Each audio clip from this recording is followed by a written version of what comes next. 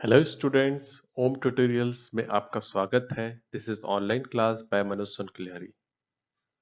In this video we are going to learn about flight class 10 unit 4 adolescence किशोर अवस्था। इस unit में बच्चों हम किशोर अवस्था से संबंधित पाठ हैं उसे पढ़ेंगे। So let's start the lesson.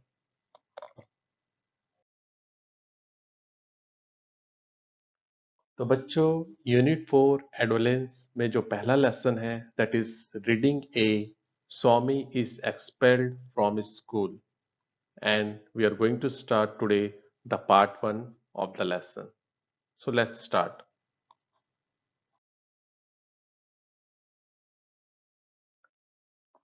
So reading a Swami is expelled from school. स्वामी को स्कूल से निष्कासित किया गया, ये कह सकते हैं कि स्वामी को स्कूल से निकाल दिया गया।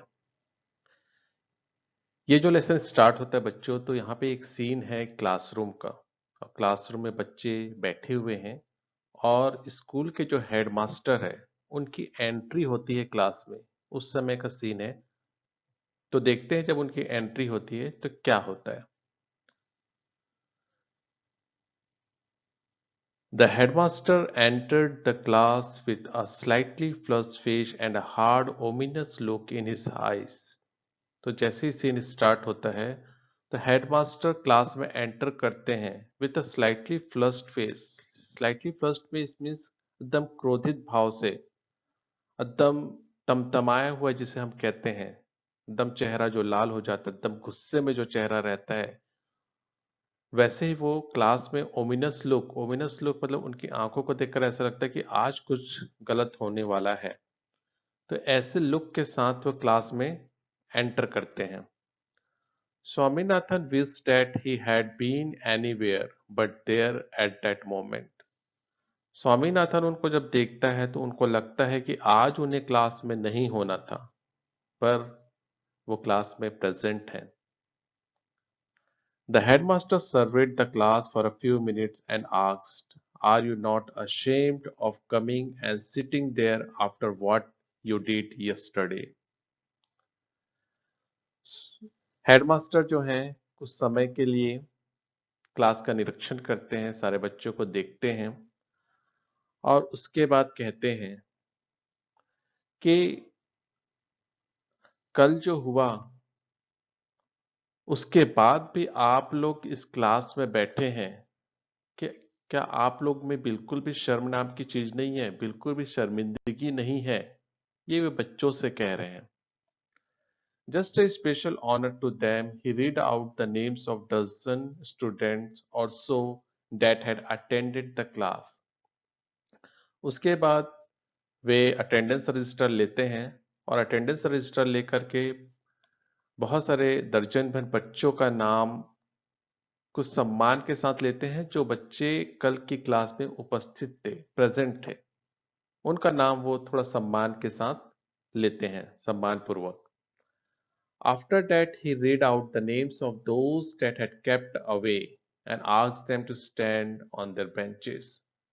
उसके बाद उन बच्चों का नाम वो पुकारते हैं जो क्लास में कल नहीं आए थे, कल absent थे, और उन्हें कहते हैं कि आप अपने बेंच में खड़े हो जाएं। He felt that punishment was not enough and asked them to stand on their desks. Bench पे खड़े होने को तो कह देते हैं पर उनको लगता है कि इतना पनिशमेंट इनके लिए काफी नहीं है, तो वो उनको फिर से कहते हैं कि आप अपने डेस्क पे खड़े हो जाइए। Swaminathan was among them and felt humiliated at that immense. Swaminathan भी उन बच्चों में था जो डेस्क पे खड़े थे और उसके बहुत ही शर्मिंदगी महसूस हो रही थी उस समय। Then they were lectured. अब उन्हें हेडमास्टर ने भाषण दिया, खरी खोटी सुनाई उन्हें बहुत। When it was over, they were asked to offer explanation one by one. और जब हेडमास्टर का भाषण खत्म हुआ तो उन्होंने कहा कि जितने भी बच्चे खड़े हैं वो एक एक करके एक्सप्लेनेशन देंगे कि वो कल क्यों नहीं आए, क्यों absent थे। One said that he had attack of a headache. and therefore could not come to school. एक बच्चे ने कहा कि मुझे सर दर्द हो रहा था, बहुत सर दर्द हो रहा था, इसलिए मैं नहीं आ पाया। Attack an of headache, headache means सर दर्द, and therefore could not come to school, इसलिए सर मैं स्कूल नहीं आ पाया। तो हेडमास्टर ने क्या कहा देखते हैं। He was asked to bring a medical certificate. तो हेडमास्टर ने उन्हें कहा कि आप अपना चिकित्सक प्रमाण पत्र लेकर आएंगे, मेडिकल सर्टिफिकेट लेकर आएंगे।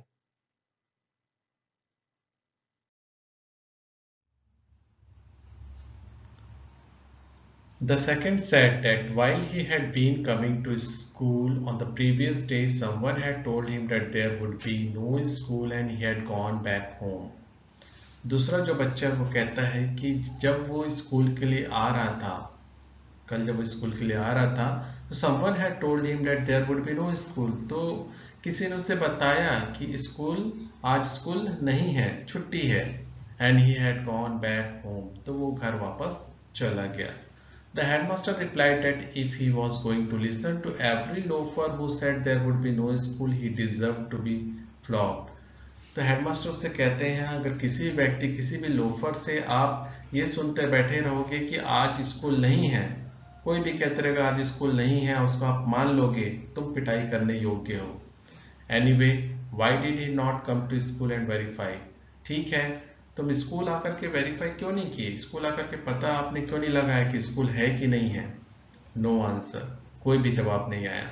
The punishment was pronounce 10 days attendance cancel, 2 rupees fine and the whole day to be spent on the desk. तो उनके लिए पनिशमेंट अनाउंस किया गया कि 10 दिन का आपका अटेंडेंस कैंसिल किया जाता है, 2 रुपये फाइन आपको भरना है, and the whole day to be spent on the desk, और पूरा दिन आप डेस्क में खड़े रहेंगे।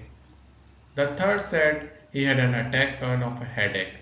तीसरा जो बच्चा है, अब उसकी बारी आती है और वो भी बहाना बनाता है कि सर, उसे सर में दर्द था, an headache, attack of an headache. The fourth said that he had stomach. चौथा बच्चा कहता है कि सर उस स्टमक था, मतलब पेट में दर्द था। The fifth said that his grandmother died suddenly just as he was starting for school. पांचवा जो बच्चा बोलता है कि जैसे वो स्कूल के लिए निकलने वाला था सर, उसकी ग्रैंडमदर है वो की डेथ हो गई, उनका स्वर्गवास हो गया। The headmaster asked him if he could bring a letter from his father. No, he had no father. तो हेडमास्टर ने उससे पूछा क्या तुम अपने पिताजी से पत्र लिखा कर ला सकते हो कि तुम्हारी दादी माँ नहीं है? तो वहां से जवाब आया he had no fathers, उसके कोई भी पिताजी नहीं है। Then who was his guardian? तो तुम्हारे गार्डियन कौन है? तुम किसके संरक्षण में रहते हो? His grandmother, उसकी दादी माँ। But the grandmother was died, was she not? तो ग्रैंडमदर तो नहीं रही अब, तो फिर क्या?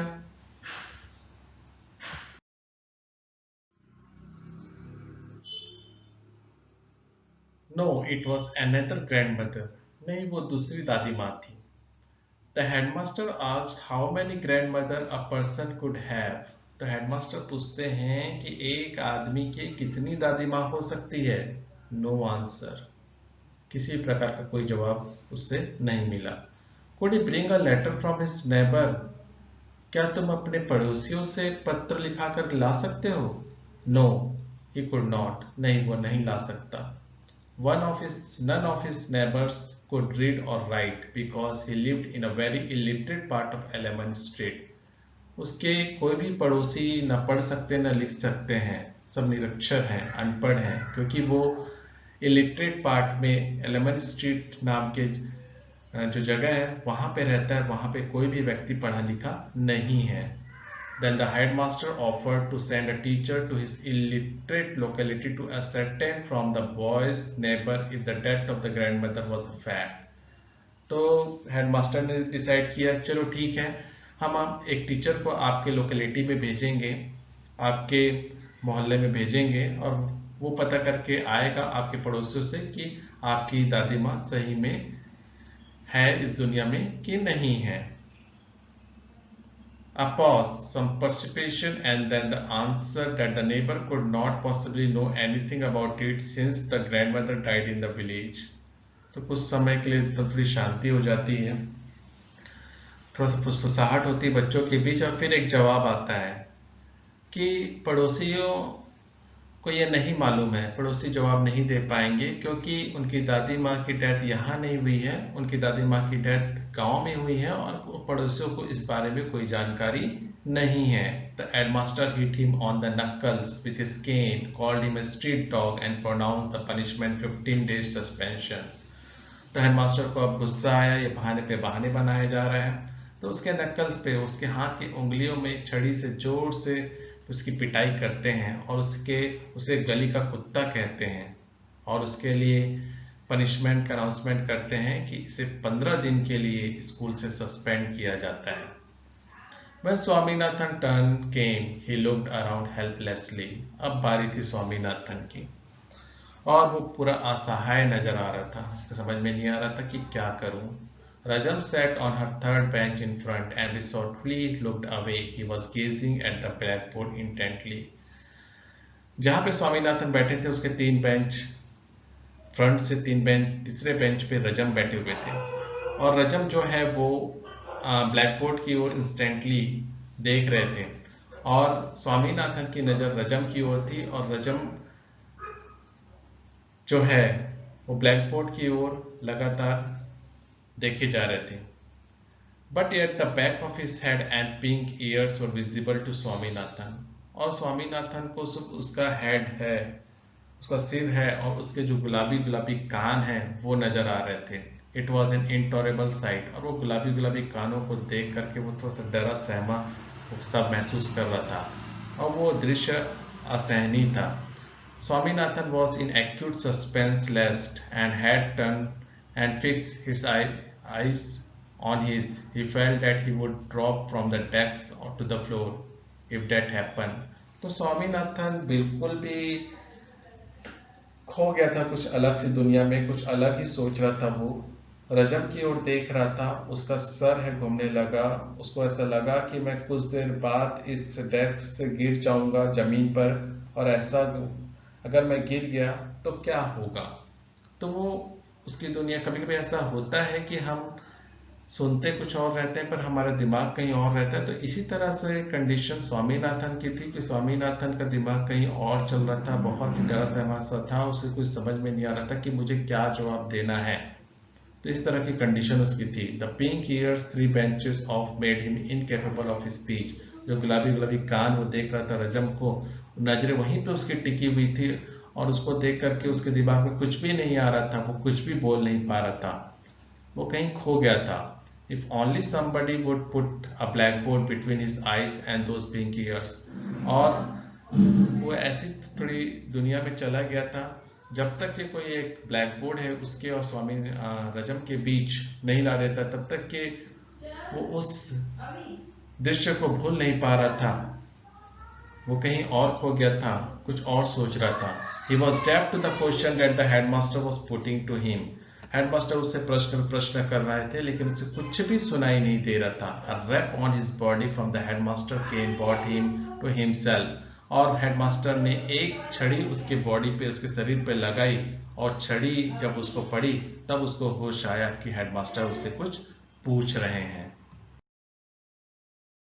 So this is the end of part 1 बच्चों.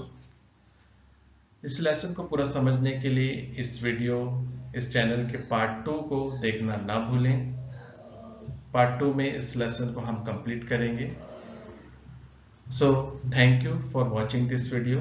अगर आपको ये वीडियो पसंद आया हो तो इसको सब्सक्राइब करना और लाइक करना ना भूलें.